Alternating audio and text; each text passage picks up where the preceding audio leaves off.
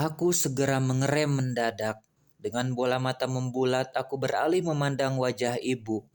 Apa, Bu? Apa aku tak salah dengar? Aku baru saja bertemu dengan Rosa setelah sekian lama. Sekarang tiba-tiba ibu menyuruhku berpisah dengannya. Ucapku dengan menggenggam erat setir mobil. Tidak, kau tak salah dengar. Insting seorang ibu itu kuat. Ibu lebih memilih Aisyah sebagai menantu. Ibu hanya tak ingin kau kecewa jika tahu yang sebenarnya. Ucap ibu dengan perlahan. Apa maksud ibu? Kecewa apa?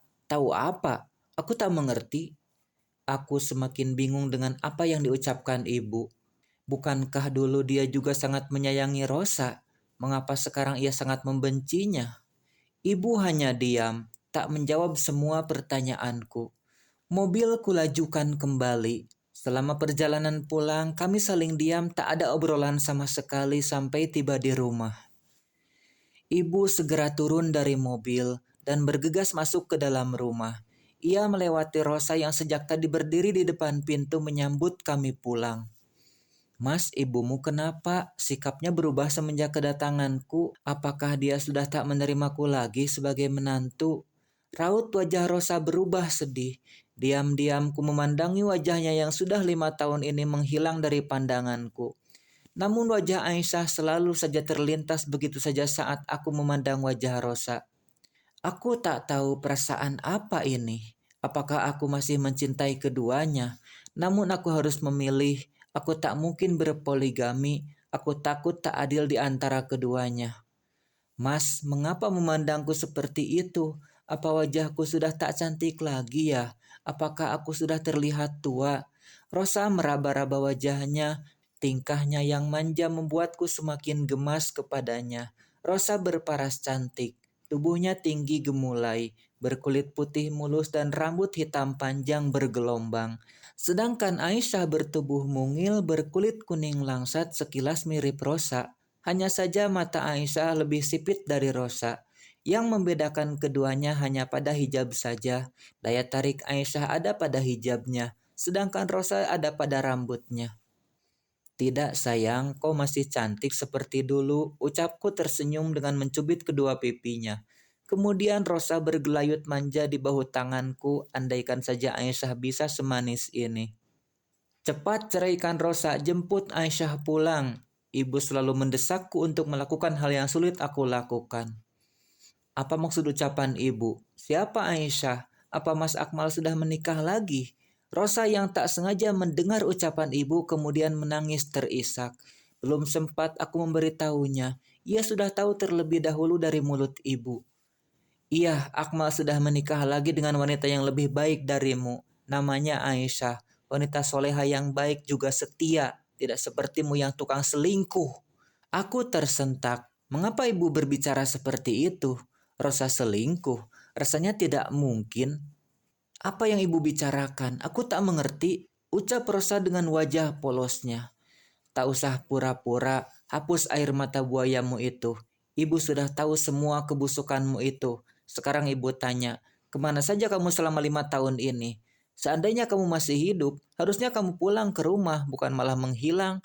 Apa agar kami menganggapmu sudah mati gitu dan kamu bisa bebas hidup dengan selingkuhanmu itu? Aku semakin tak mengerti arah ucapan ibu. Mengapa ibu mendesak Rosa seperti itu? Aku selamat dari kecelakaan itu dan amnesia. Setelah ingatanku kembali, aku langsung mencari Mas Akmal. Suatu kebetulan bisa bertemu Mas Akmal kemarin di jalan. Niatnya aku ingin langsung ke rumah ibu. Aku tak tahu harus kemana lagi. Aku sudah yatim piatu, saudara pun aku tak punya. Rosa menangis di balik dadaku.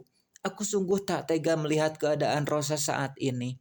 Begitu menderitanya dia selama 5 tahun belakangan ini. Tapi ibu malah menuduhnya sekejam itu. Halah, tak usah banyak drama, seperti sinetron saja. Apa ibu harus berikan bukti-buktinya kepada Akmal? Ibu menatap Rosa sinis, kemudian bergegas memasuki kamar entah apa yang akan ia tunjukkan kepadaku. Tak lama ibu kembali dengan membawa ponselnya. Ia membuka ponsel dan dengan lincah jemarinya bergoyang mencari sesuatu di dalam ponselnya.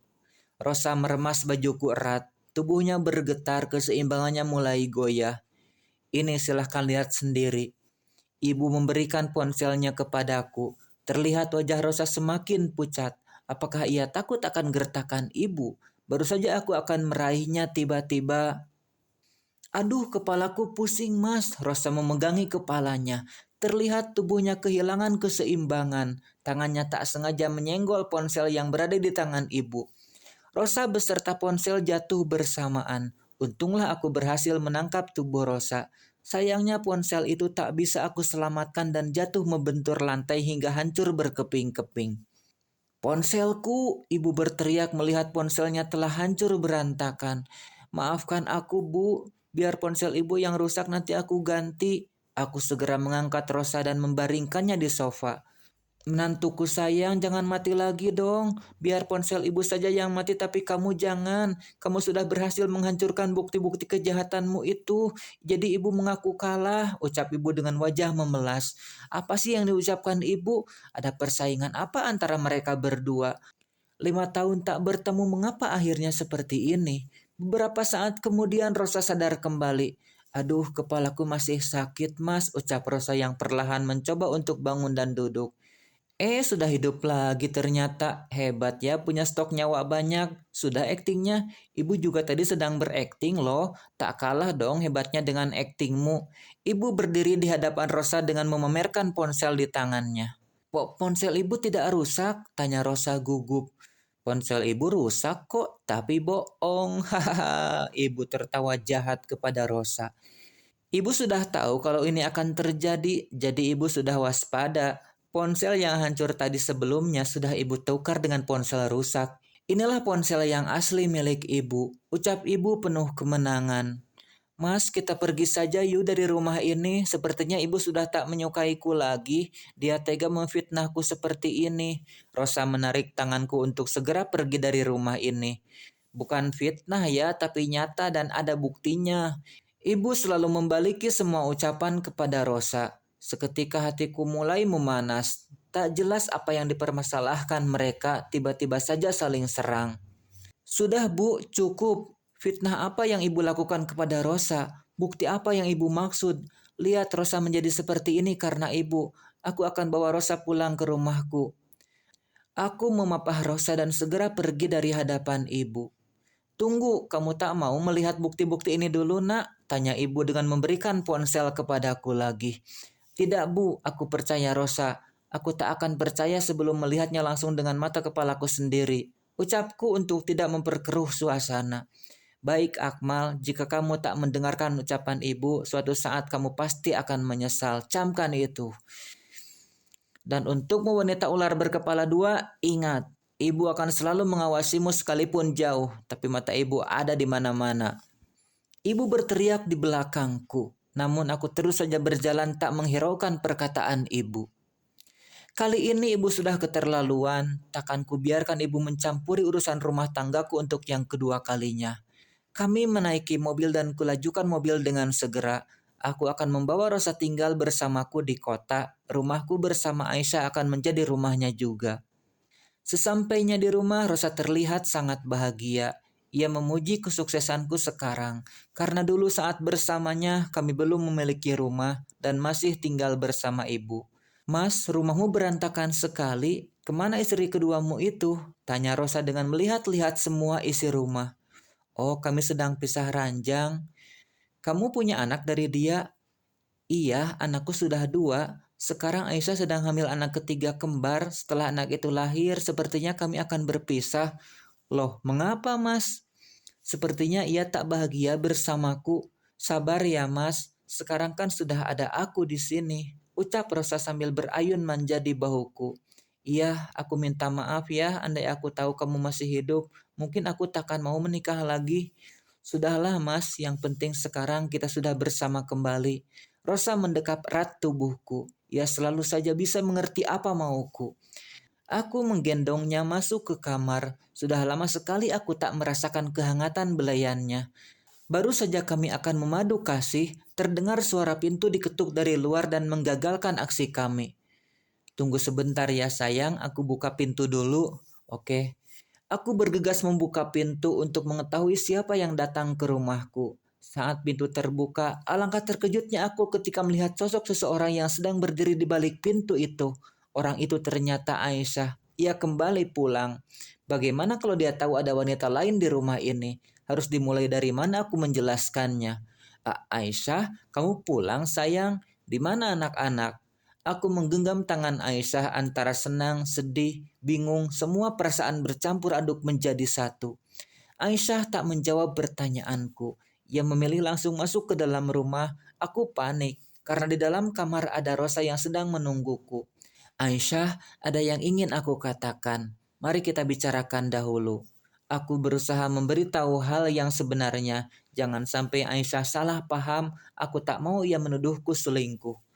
Maaf, aku tak ada waktu. Aku hanya sebentar saja ke sini karena ingin mengambil barangku yang tertinggal. Aisyah terus saja berjalan menuju kamar kami. Aku berusaha menahannya masuk ke dalam kamar, namun terlambat. Pintu kamar segera dibukanya. Aku tak berani melihat semuanya. Sudah pasti akan terjadi perang dunia setelah ini. Aisyah membuka pintu kamar, namun langkahnya terhenti. Matanya menatap tajam ke arah sosok wanita berpakaian tidur seksi yang sedang berbaring di ranjangnya. Aisyah, jangan salah paham, semua bisa kujelaskan. Dengan jantung berdegup kencang, aku berusaha akan menjelaskannya. Namun Aisyah seperti tak menghiraukan Rosa. Matanya beralih ke sudut lemari pakaian. Seperti tak terjadi apa-apa, ia bersikap biasa saja. Tak ada raut marah atau sedih di wajahnya. Ia terlihat sangat dingin dan elegan. Tak apa, lanjutkan saja. Kau memang pantas mendapatkan wanita yang lebih baik dariku. Aisyah tersenyum kecut di hadapan Rosa. Terlihat di sana Rosa juga biasa saja. Tak ada rasa panik sedikit pun di wajahnya. Beginikah sikap wanita? Sungguh tak dapat kutebak perasaannya. Aku kira akan ada adegan jambak-jambakan seperti di film-film. Nyatanya tidak sama sekali. Kalau seperti ini buat apa aku tegang? Kaukah Aisyah wanita yang sudah merebut suami orang? Rosa bangun dari pembaringannya dan menghampiri Aisyah. Mengapa Rosa berbicara seperti itu? Aisyah tak membalas ucapan Rosa. Ia sibuk memasukkan sisa barang-barangnya ke dalam tas. Hei, kalau ditanya jawab, gak punya mulut ya? Rosa mulai berkata kasar kepada Aisyah. Mengapa Rosa jadi berubah seperti ini? Kemana Rosaku yang manis tadi? Rosa, apa yang kau bicarakan? Aku berusaha memperingati Rosa agar tak berbuat macam-macam kepada Aisyah. Aisyah masih saja tak menghiraukannya. Ia terlihat ingin bergegas pergi dari sini. Aku tak ingin ribut. Tak usah berbicara kepadaku jika tak penting, ucap Aisyah lembut. Setelah selesai, Aisyah segera keluar dari kamar, namun tiba-tiba Rosa mendorong Aisyah dari belakang. Untunglah aku segera menangkapnya. Saat itu mata kami saling bertemu. Dadaku terasa bergetar saat menatap matanya. Perasaan apakah ini? Cintakah atau kasihankah? Sudah sana pergi, ngapain lagi sih peluk-pelukan? Rosa melepaskan pelukan kami, terlihat ia sedang terbakar api cemburu. Ingat, jangan pernah injak rumah ini lagi, karena sekarang akulah istri satu-satunya Mas Akmal. Rosa mengancam Aisyah. Kemudian Rosa mengusir Aisyah dengan mendorongnya hingga Aisyah jatuh terduduk. Tolong, tolong, tolong. Tanpa diduga Aisyah tiba-tiba berteriak histeris dan semua tetangga pun datang menghampiri. Ada apa Bu Aisyah? Ucap Bu Asti tetangga samping rumahku. Lihat Bu, suami saya dan selingkuhannya mengusir saya keluar dari rumah ini. Ucap Aisyah dengan menangis terisak. Semua mata tertuju padaku juga Rosa. Aisyah memberikan pernyataan palsu. Ia telah memfitnah kami. Wah parah, tak bisa dibiarkan ini. Teganya kalian berbuat seperti itu pada Aisyah. Dasar pelakor tak tahu malu. Arak saja pak, mereka keliling kampung. Bu Asti berteriak menghakimi kami. Beberapa orang kemudian membangunkan Aisyah yang jatuh terduduk di teras depan rumah. Ya, ayo kita bawa mereka ke rumah Pak RT. Ayo, mereka semua sangat ribut. Aku tak diberi kesempatan untuk berbicara menjelaskan semuanya. Para warga memegangi tanganku juga Rosa. Mereka menarik paksa kami keluar rumah. Kulihat Aisyah pergi meninggalkan kerumunan. Ternyata ia dijemput seseorang dengan menggunakan mobil.